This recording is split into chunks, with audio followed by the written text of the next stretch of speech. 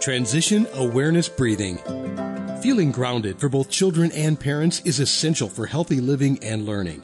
Join Eartha Powell on this series for tips and tools for creating a harmonious environment for learning. Transition Awareness Breathing will help you and your child find an individualized path to tackle change, promote lifelong learning, and discover new approaches to calmness. Hi, welcome back to Transition Awareness Breathing Podcast. This is Eartha, and we are going to continue in our series about motivation and mindfulness. What we're doing in this series is looking at a few theories of motivation and learning and comparing it, or maybe not comparing it, but maybe looking at the theories from a mindfulness perspective. Last time, we looked at Maslow's 5 hierarchy of needs. And so we brought out how if we use mindfulness meaning being aware of what's going on right now, if we use that with Maslow, that maybe some of those needs could be satisfied in a shorter period of time. We're not saying, or I'm not proposing, that the hierarchy of needs would change. As Maslow points out, it depends on what's going on. People kind of fluctuate between the needs, and everyone is unique and individual. So we have to look at this individually. What I am proposing is, if we look at Maslow and we practice mindfulness as we go through these different levels of hierarchy of needs, maybe the point of self-actualization could be reached at each level, because we are appreciating each level and we're not judging.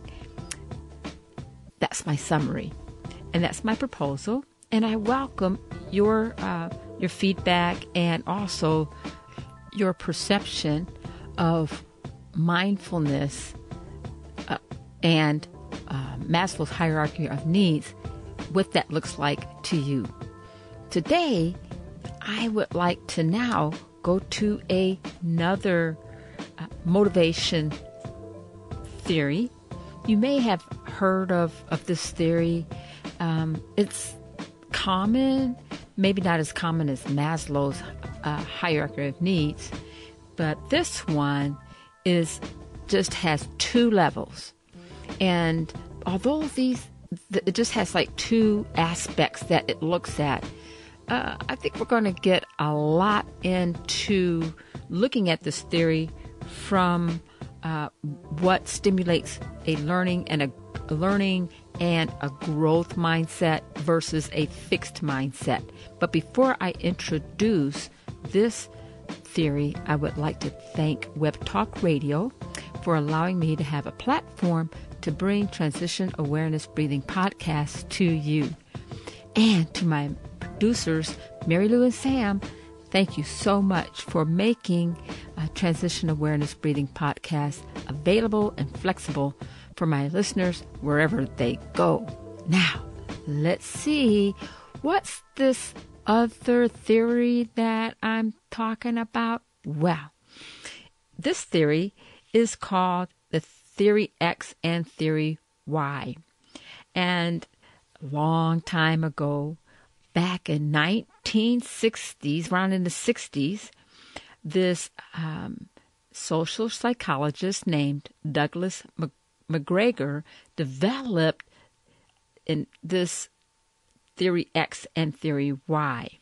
And as I review what goes on in this theory that he proposed, how managers and leaders, and this is from a leadership managerial look, we can also look at this for our personal, as far as I can, in my humble opinion, of how we operate and how we interact with others outside of a workplace, maybe in school or on a team or something like that. So he introduces this theory, and he labels it theory X and theory Y. Now, I don't know what goes in your mind when you think about X and Y, but when I was learning about this theory, my mind went immediately to tic-tac-toe. It has nothing to do with the theory. I don't know. My mind, sometimes it wanders, and so I can really appreciate mindful practice because it keeps me on track. Theory X and theory Y has nothing to do with tic-tac-toe, but it just uses letters. And so the theory X part, let me review the attributes or what goes on if you have someone, a manager, your boss, the teacher, or parents, who kind of operates in a style of theory X. With theory X, there is a perception that team members, people really don't like their work. There's very low motivation to work or to do a good job. In this style of thinking, the manager usually comes across pretty authoritarian. They have to be right there where the work is going on, and they feel that they have to get their hands in, get their hands dirty. And sometimes this may be perceived as micromanaging. In the theory X environment, whether it's a work environment or home environment, the members, the management, seems to take a kind of a pessimistic view of their fellow employees. They just really see them in their perspective that they're really not motivated, and they don't like work. So what they use to get people to be motivated is they do a lot of prompting. They may offer a lot of rewards and punishment or reprimands. And so, they may, in this type of environment, use a lot of performance appraisals to help in their mind, to help their workers to become motivated. They feel like their members of their organization needs to be supervised at every step of the way, and there is little ambition in this organization. So how would you like to work at a place like that? So no wonder why, and in a mindfulness perspective, as I was reviewing this, it just reminds me of a fixed mindset environment where a person is just, really has a perception of the learner, and so there's not a lot of flexibility, and also in the fixed mindset perception, it seems like making mistakes is bad, and you don't learn from your mistakes, and so you need a lot of supervision so you don't make any mistakes. That's just my mindfulness perception as far as looking at it with a fixed mindset. There's not, if someone is afraid to make a mistake, it causes some anxiety. It causes lack of trust. There's some judgment going on, and I'm not sure if that's what the management of using this is really what people are really looking for.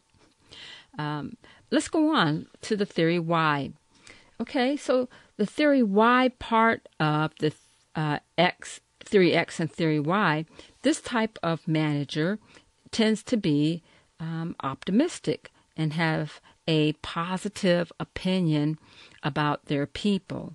They're usually very collaborative and have a participative management style. These are the people that when decisions are made, they want people's feedback. They want to send out some surveys. They want to get some groups together, and they trust their people. Now, on the other hand, a lot of times, some people may not want to participate in those surveys or in those groups. They just want to come to work and do their job. And so that may be the challenge for someone who has a style of management of theory Y, is to get the people involved. And because these managers, these people who have a theory Y perspective, they want the people around them to have a greater responsibility. They want to develop their skills. They want to help their people improve. And so in their kind of organization, I see a more of a growth mindset perspective that, if mistakes are made, it's not that the mistakes are wanted, but the way the mistakes are perceived is that the mistakes are stepping stones for learning. What did we learn from this? And so there may be different steps along the way in this organization, and to help the people learn. And so there may be some feedback sessions to help their people learn. Very, very open to allowing personal growth in the Theory Y environment. From a mindfulness perspective, I see this not only as a growth mindset model, because it promotes growth. It sees individuals for who they are, and it doesn't see them at that level. It sees them as growing. And so there's an involvement in neuroplasticity in their growth mindset. And because this type of environment trusts their people, then I think that in this environment, people would be a little less anxious. That's one perspective. On the other hand, I think if a person has been used to working or being involved in a X environment, a theory X environment, and then they're placed in a theory Y environment, I could see how that may make individuals uncomfortable because there may be some resistance, because the individual may not have the confidence, or they may not have the skills to perform at what is being expected. And so I think the manager or the person who has a Theory Y style really have to take that into consideration and help the individuals change their perception of themselves. In this research that I was looking at, and this is also from the article that I presented last time, it's the same. It's called www.mindtools.com, and it says that usually, if many times, people may have to kind of use a little bit of the X style of management with someone new, and they may not have to use the Theory X on someone who is an expert. And I kind of disagree with that a little bit, because if you have an expert, especially in our era of today, in 2022, many times people are doing jobs that they're not accustomed to. They may have been an expert in their field, yes, but they may be asked to cross-train into other fields. And so they're going from an expert level, and they may be going and starting again at something new in a process. And so on the positive side of that, we're open to learning. The whole organization is learning. If it's a school, the whole school is learning. If it's a home, then the whole home, everyone in the home is learning. If we look at challenges as, this is an opportunity to learn something new, and then do a body scan to see how am I responding to this new challenge, and being aware that, I'm a little nervous, I haven't done this in a long time, and to be able to bring myself back to a calm state through breathing and body scan and self-awareness. And maybe if we find that individuals have been in an environment of either theory X or theory Y, and if we're doing all this cross training, a lot of times people get kind of, shall I say, frozen, or they may appear to be ambiguous. They're stuck. They are on the fence because they are unsure, they're unclear. They want to succeed, and at the same time, they don't want to get hurt. So there may be some guarding, and they're unsure of how to step forward. And so if we have an organization or a home or a school, and I think it's important to look at the organization, look at how we run our home, look at how we run our classrooms. Are we theory X or are we theory Y? And that takes a big deep breath to do a self-assessment and be able to recognize that the people in our organization or in our home may be accustomed to a different style. And so then we have to be open to adjust our style to help people succeed. And with that, I'd like to bring us to a close. Thank you so much for joining me today in a mindful look at Theory X and Theory Y, motivation for learning. And I'll look forward to seeing you next time. Have a great day. Be sure and pick up a copy of Eartha's new book, Tab Mindfulness, Awareness and Coloring Activities in a Pandemic World. It's not just an ordinary coloring book. It features 23 illustrations to stimulate thought, relaxation, and creativity for anyone between the ages of 4 and 94.